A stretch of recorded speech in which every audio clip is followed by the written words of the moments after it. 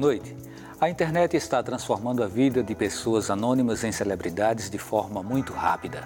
Algumas alcançam uma fama que também se dissipa com muita velocidade. Outras se firmam em um mercado altamente competitivo nas mais diferentes áreas, principalmente no campo artístico.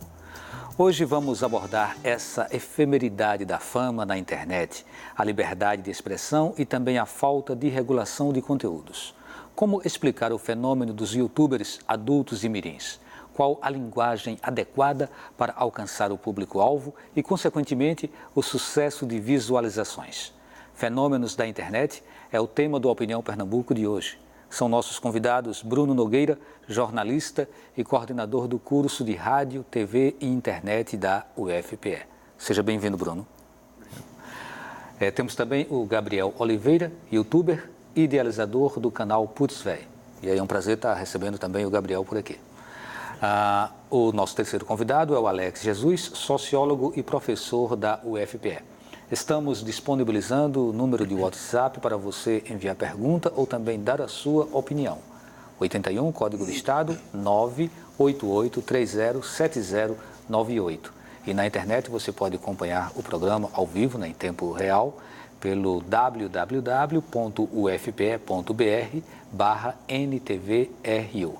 Sejam bem-vindos ao programa.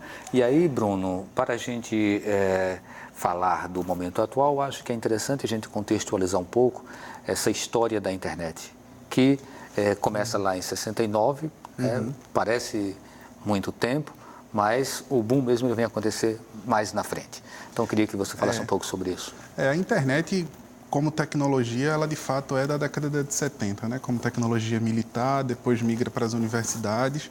Ela vai trazer um impacto para a vida da gente na metade dos anos 90. Acho que entre 93 e 95 a gente começa a ter a popularização disso que a gente chama da internet doméstica. A gente poder acessar a internet através do computador de casa. Os computadores eles já se comunicavam. A gente tinha BBS, a gente podia se conectar diretamente com o computador de outra pessoa.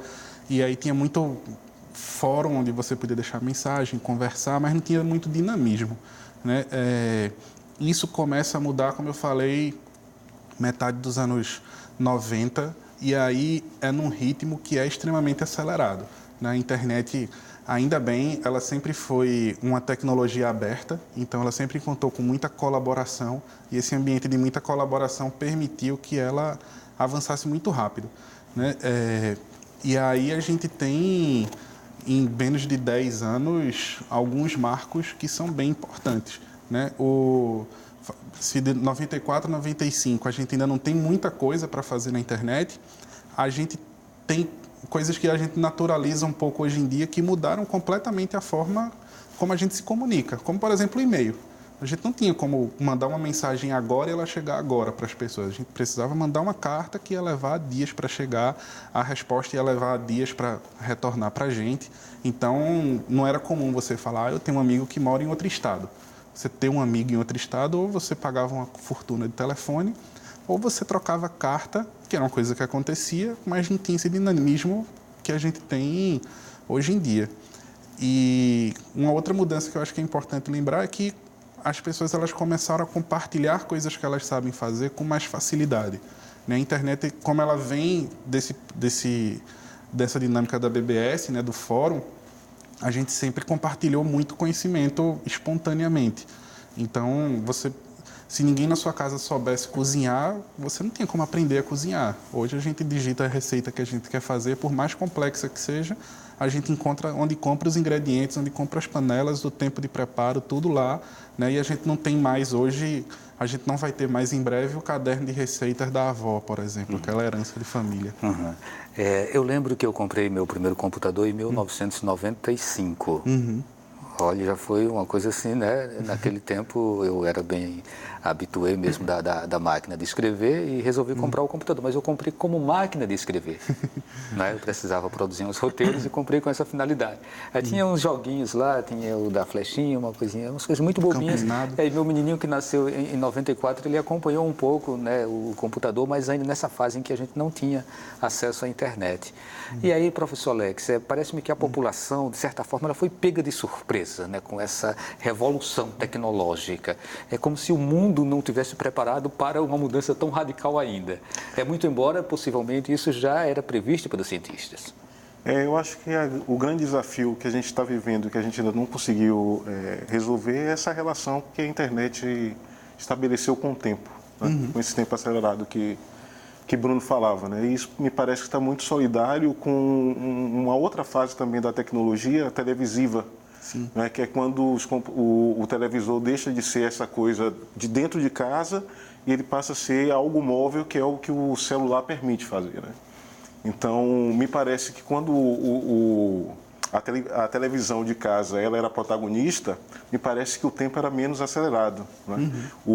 Você tinha acesso a determinados programas, mas aquele programa era codificado, ele tinha um horário específico para acontecer, e aí quando esse dispositivo televisivo começa a se tornar móvel, então essas coisas começam a funcionar de uma forma com a outra dinâmica, né?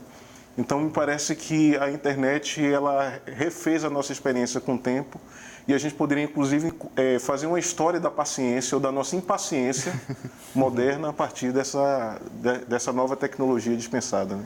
E os nossos ídolos eram outros, né? Eram ídolos moldados por uma outra indústria, que era a indústria broadcasting do rádio e da televisão, né? Depois isso se democratiza e é onde vem surgir os fenômenos que, inclusive, resultam no tema do programa de hoje. Mas o Bruno pode complementar, depois a gente vai para o Gabriel.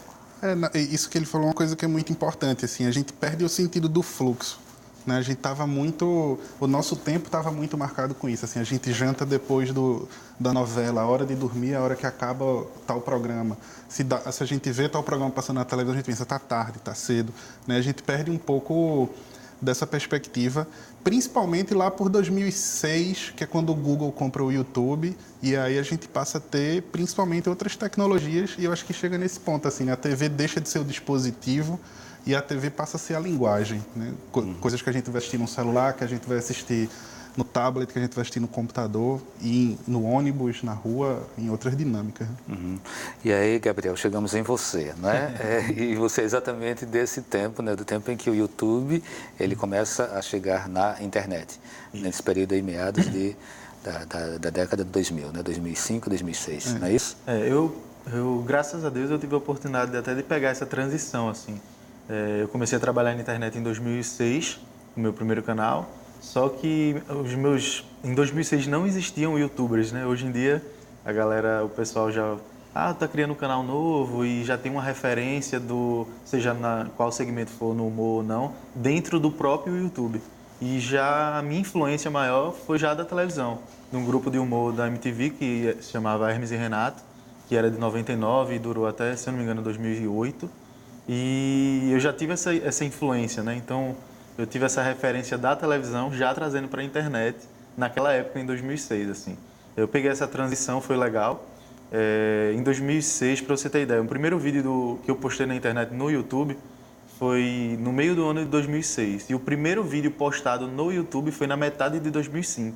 Então, realmente, assim, foi um pré mesmo conteúdo audiovisual no YouTube para a internet que a gente começou. Você se planejou para montar esse canal ou ele foi surgindo naturalmente e depois cresceu? Não. Não me planejei. A gente assistia muito esse grupo de humor Hermes e Renato da MTV e a gente tinha interesse em fazer algum conteúdo audiovisual. Eu, mais 3 amigos do bairro, da CDU, justamente pela cidade universitária. E a gente começou com brincadeira mesmo, para você ter ideia, naquela época a câmera ela gravava 30 segundos e parava. A gente gravava de 30 em 30.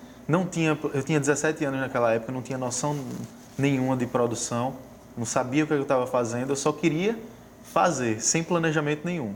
Já em 2012, que foi quando a gente teve a ideia de criar o canal Putz Véi, a gente já tinha essa ideia de produzir, de fazer conteúdo e de tentar ganhar dinheiro na internet, que apesar em 2012 ainda ser um pouco antigo para se ganhar dinheiro na internet, o pessoal ainda não tinha esse planejamento, mas a gente já ficava pensando como a gente vai profissionalizar isso, como a gente vai ter retorno publicitário dentro desses vídeos. Na época não pagava, hoje o YouTube ele paga por acesso, mas na época não se pagava, mas eu já tinha esse planejamento de conseguir captar publicidade local mesmo com as empresas locais, justamente por eu ter me formado em publicidade em 2012. Certo. A gente ainda vai falar um pouco mais sobre essa questão do faturamento, né? Como você produzir sustentabilidade, né? A partir dessa produção de conteúdos no YouTube. Mas a gente, antes de seguir aqui nas falas, vamos mostrar um dos vídeos que estão num dos teus canais, que é o IPVA. Né? O IPVA, que é inclusive uma paródia em cima da música Envolvimento, que virou um grande sucesso, viralizou aí pelo mundo todo, da MC Loma. Né? Loma e as irmãs, as gêmeas, né? As gêmeas lacração. Então vamos ver aí esse vídeo que é bem engraçado e depois a gente continua o programa.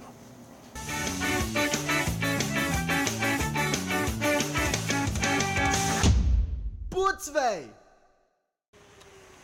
Sei que você tá contente, mas estrago de uma vez, de uma vez. IPTU, IPVA chegou agora pra vocês, pra vocês. Esse posto é pra sempre na tua vida, vai ficar. Pague, pague, pague, pague, pague, pague o IPVA. Pague, pague, pague, pague, pague, pague o IPVA. Pague, pague, pague, pague, pague, pague o IPVA. Não adianta espernear, muito menos se estressar. Tu vai pagar o IPTU e o IPVA. Tu vai pagar o IPTU e o IPVA. Tu vai pagar o IPTU e o IPVA. Nosso governo é sinistro, ele só quer te sugar. Ai meu Deus, vou falir, não sei como vou pagar. Ai meu Deus, vou falir, não sei como vou pagar. Ai meu Deus, vou falir, não sei como vou pagar. Ai meu Deus, vou falir, não sei como vou pagar. Tenho um filho pra criar, esse ano vou atrasar. Yeah, prefeito, imposto só de enfeite. Seus putos.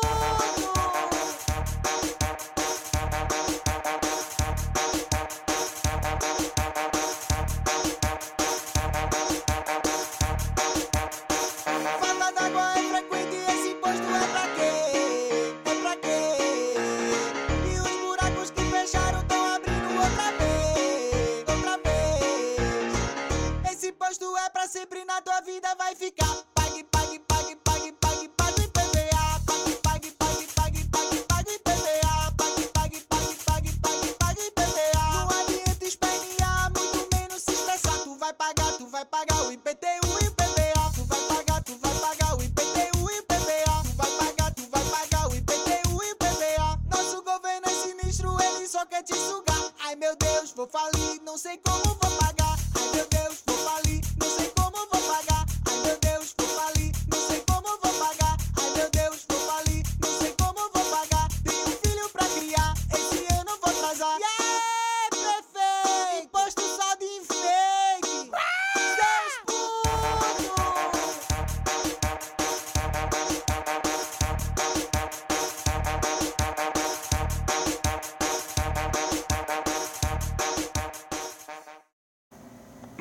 Bem, você falou antes de começar, eu vou passar para o pessoal, depois a gente chega em você. Ok. Né? E aí a gente vê aí já uma possibilidade de você fazer uma crítica social, né, professor Alex? Como você vê isso como espaço, como janela para a manifestação da opinião das pessoas, aquilo que está acontecendo na sua cidade?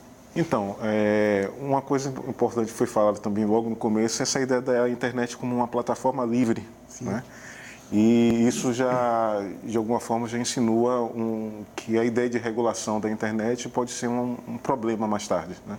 Justamente por essa plataforma livre, que permite com que você pegue coisas que foram feitas de forma completamente distintas, né, com outras finalidades, e você pode se apropriar socialmente e fazer uma crítica como essa, né, que Gabriel fez, né? E ao mesmo tempo você pode pegar coisas, né? A internet permite fenômenos como o fenômeno de multidão, né? Transformar público em multidão. Esse público vai para uma manifestação como as manifestações de junho de 2013, lutando contra uma série de coisas, inclusive contra determinadas experiências do capitalismo. E, no entanto, uma música feita por um grupo para a Fiat pode ser o mote principal, não é, desse evento. Então é uma mão de uma via dupla, né, que permite com coisas que aparentemente foram feitas, a existência mesmo já poderia ser pensado por muitos como alienante, e essa alienação vira uma crítica social, né, e coisas que já foram produzidas como crítica social também pode ser capturada também pela experiência mais geral, né, da cultura. Eu acho tem tanta coisa para falar sobre isso que é difícil até de organizar na cabeça. Assim, acho que é importante começar falando que o humor ele é sempre uma arma muito importante, sabe? Eu acho que a gente é impactado por uma versão dessa, primeiro pela brincadeira, a gente acha graça e etc. Mas ela é importante porque ela consegue agendar uma pauta de uma forma que o entretenimento regulado da televisão aberta, principalmente, não faz. Né? E aí você consegue desconstruir isso em vários níveis, desde aquele de que a TV tradicional não contempla o que eu quero assistir mais, a um ponto que eu vou produzir o meu próprio conteúdo, mas eu também vou conseguir agendar através da paródia, através do humor, certas coisas e certas conversas, onde a gente tem aí questões de política municipal, política estadual, no cotidiano da gente. E assim, isso vai ser feito de uma forma bem natural, que eu acho que é uma das coisas que a cultura consegue fazer muito bem em qualquer dimensão, assim, da música, do cinema, da televisão. E aí eu acho que é muito importante reforçar isso, de uma forma que boa parte da TV aberta hoje não faz, principalmente no conteúdo de humor, de entretenimento, né, que a gente já tem pouco, né, e a gente acaba tendo uma alternativa a isso em vários canais do YouTube. Né? Ok, no próximo bloco a gente volta com o Gabriel para ele falar sobre a produção e as intenções, né, da equipe no momento em que faz a opção por trazer para o YouTube, para o público, uma paródia com essa característica. Então a gente volta daqui a pouquinho falando sobre fenômenos da internet.